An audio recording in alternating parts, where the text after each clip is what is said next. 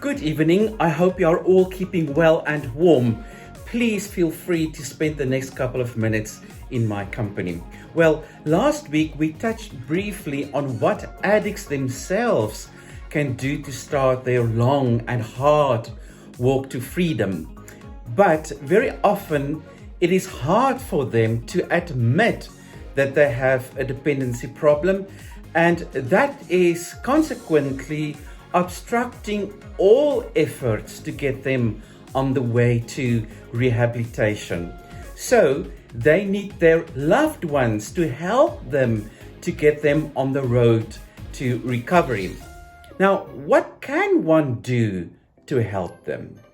Well, let's first consider Psalm 86 and Matthew chapter 18 from verse 15 to 20, for which I have put links here above. If you need more time to read these passages, you are welcome to press pause or read them later. I'll be back soon.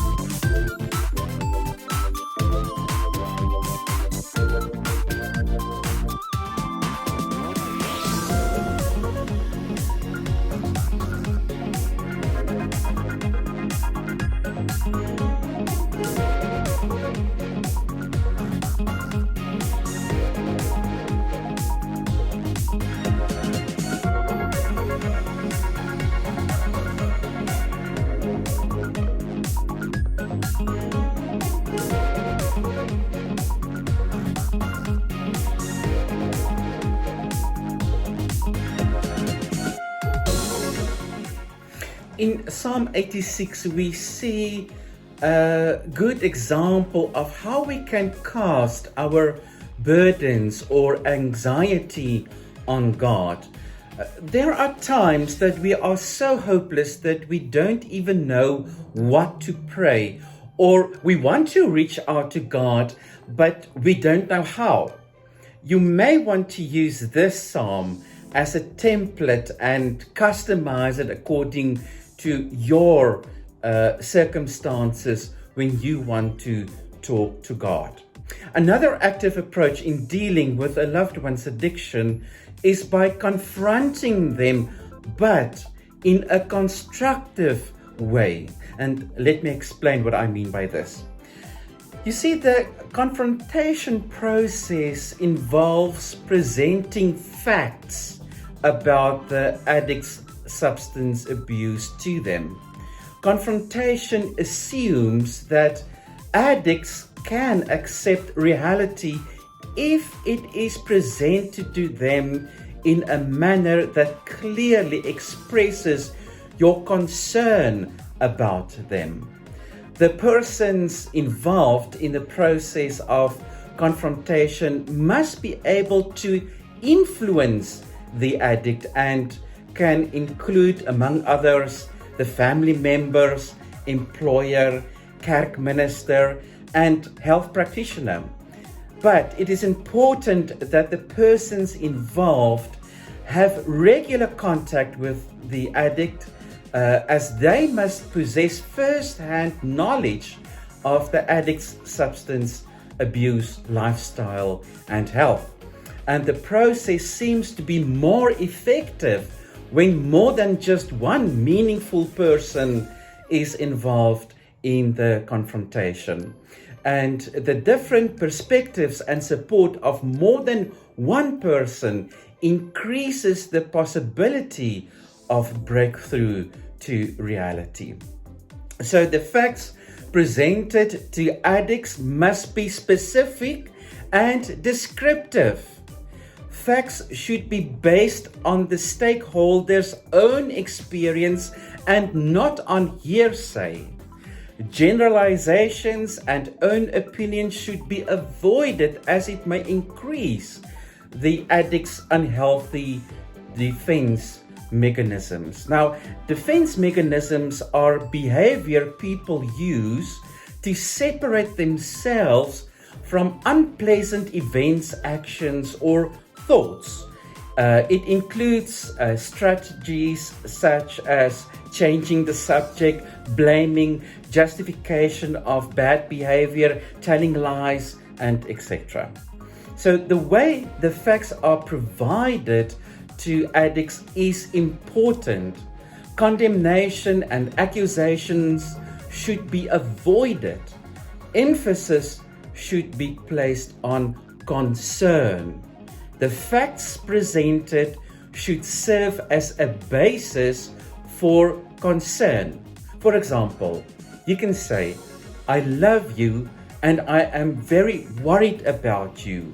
I want to tell you about the events that cause me to worry about you."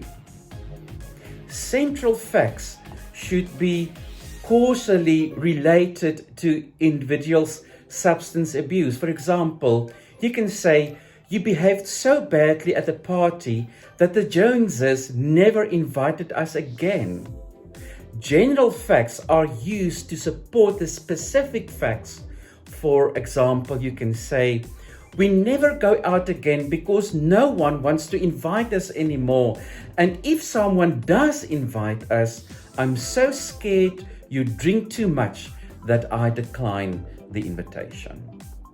So facts must be detailed so that the addicts can get a complete picture of their own behavior. Even if the addicts say they have heard enough, the confrontation should continue until all those involved have provided their facts. And even if the facts are conveyed in a caring manner, addicts can still act aggressively and defensively. And the person presenting the facts must be able to respond with self-control. By displaying anger, the addict's defense mechanisms will increase so much so that they become unreachable.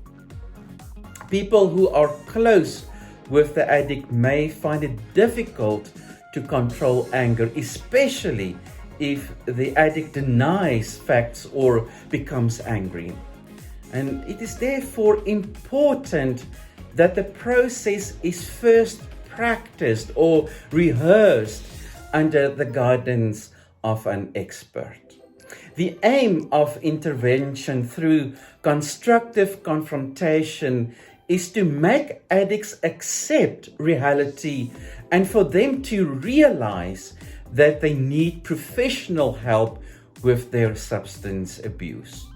Confrontation often fails because those involved stop the process when addicts agree to stop the abuse. It should be rather insisted that the addict go for professional treatment. And if they insist that they will stop the substance abuse on their own, a contract must be concluded which binds addicts to professional treatment if their attempt fails. Conclusion of a contract must contain a definite plan of treatment. Otherwise, addicts may increase their defense mechanisms again, and the confrontation is much more likely to fail. If the addict agrees to go for treatment, this should be followed up immediately with planning for starting treatment. I hope this will help you to realize that there is something that you can do. You can pray, and there's constructive confrontation. I do realize this is not a quick fix that will guarantee success, but I want you to realize it is worth a try. There are many people out there who have been saved successfully from the clutches of alcohol and substance abuse. There are professionals who know how to deal with addiction and the victims of addiction. May the Lord bless you and guard you. May the Lord make his face shine on you and be gracious to you. May the Lord look kindly on you and give you peace. See you later.